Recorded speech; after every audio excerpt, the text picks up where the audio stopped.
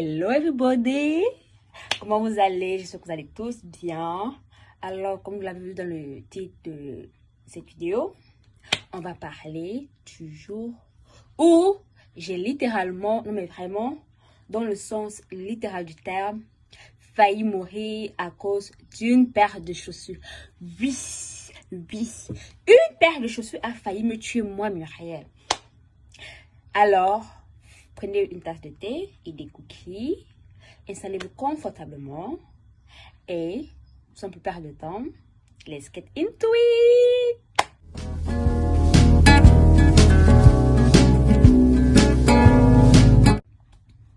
Tout d'abord, je dois procéder cette story time.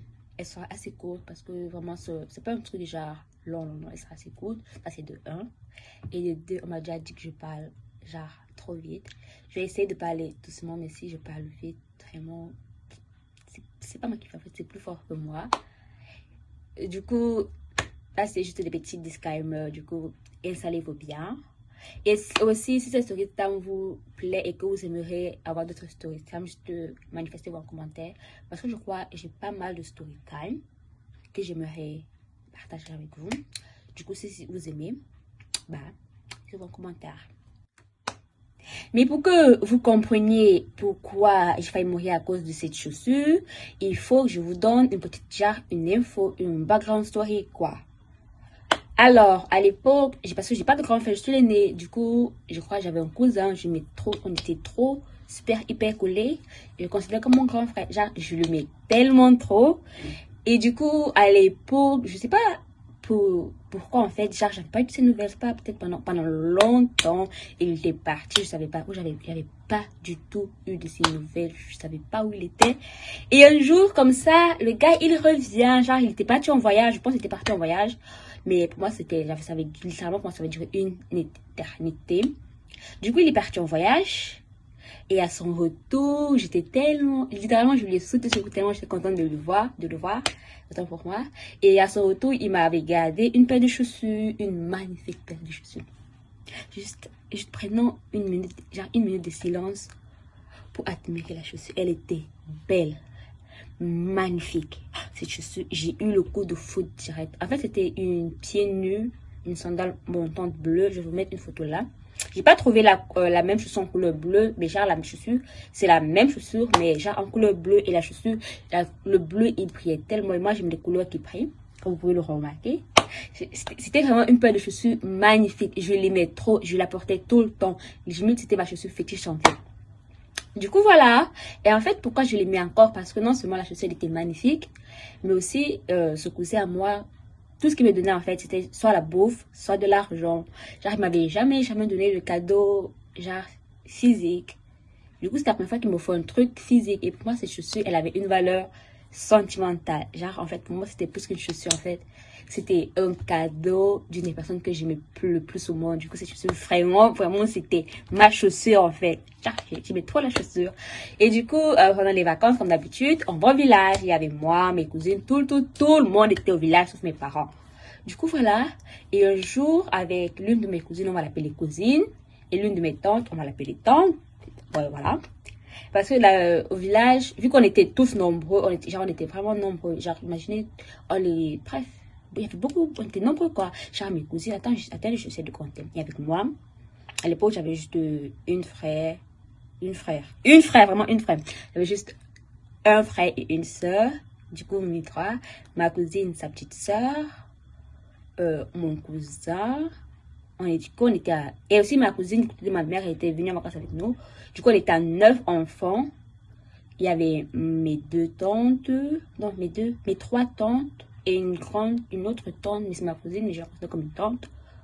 Du coup, 7 enfants plus 4 tantes, ça fait 11, plus ma grand-mère, ça fait 12. Du coup, on était à 12 si j'ai bonne mémoire. Vu qu'on était nombreux, la lessive, on la faisait pas à la maison. On devait aller à la rivière pour faire la lessive et tout. Du coup, il fallait marcher avec des sacs d'habits pour aller à la rivière. Du coup, un jour, on a décidé d'aller faire la lessive à la rivière. C'était ma cousine et ma tante. On était à 3. Du coup, on va à la rivière, on tapait les commentaires, on faisait la vaisselle et tout. On faisait la lessive. La rivière du village à l'époque ressemblait plus ou moins à ça. Du coup, on était là, on avait nos habits, on tapait les commentaires, on tout et tout. Et bien sûr, bien évidemment, ma chaussure bleue, je l'avais ramenée. Quand je dis cette chaussure, je l'aimais. Vraiment, je n'exagère pas. Cette chaussure, je l'aimais. Je la partage avec personne. C'était ma chaussure en fait. Mais bien évidemment, je l'avais ramenée. Du coup, elle était sale. Du coup, je dis, je l'ai ramenée, je vais la nettoyer et tout. Du coup, on est au village, à la rivière et tout. Genre, bref, les rivières du village, quoi.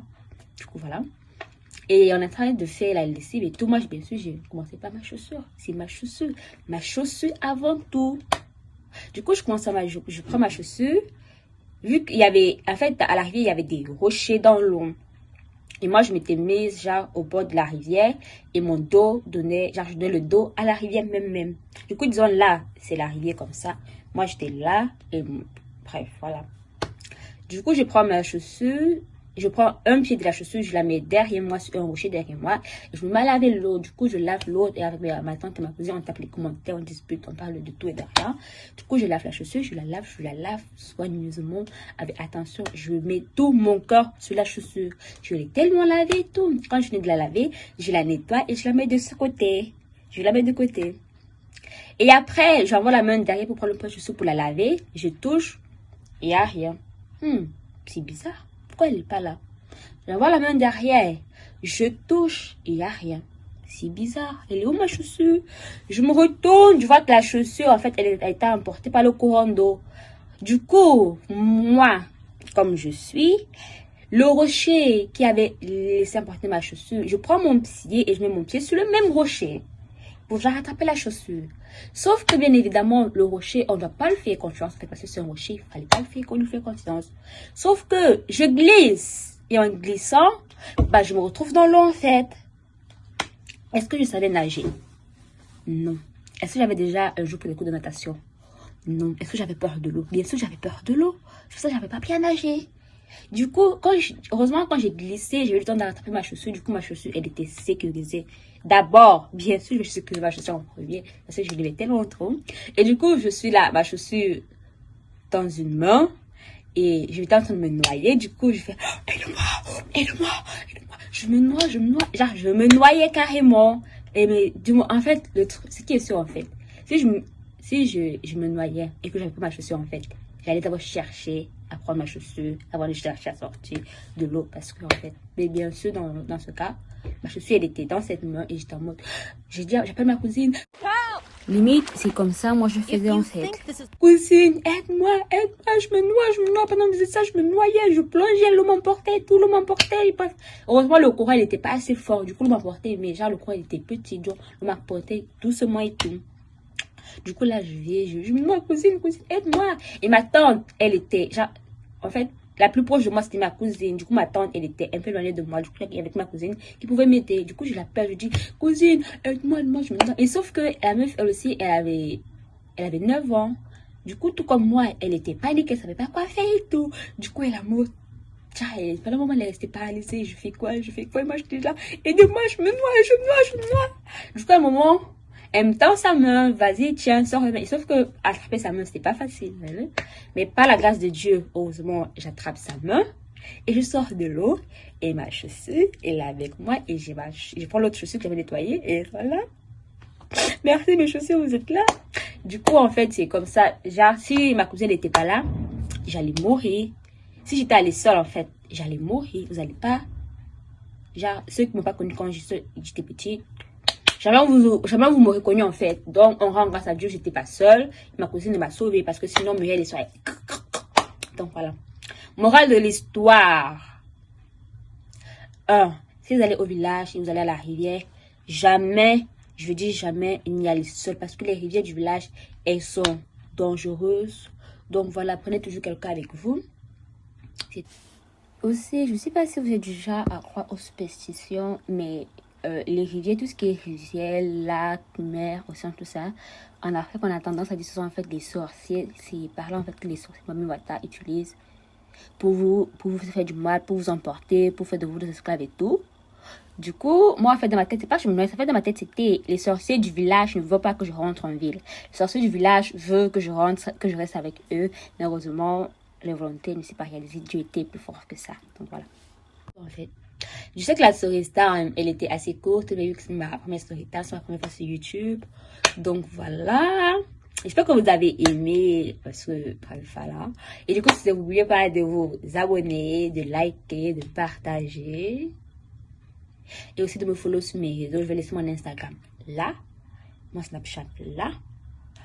Abonnez-vous, partagez, likez. Et on se retrouve plus tard pour de nouvelles vidéos. Bisous, love you.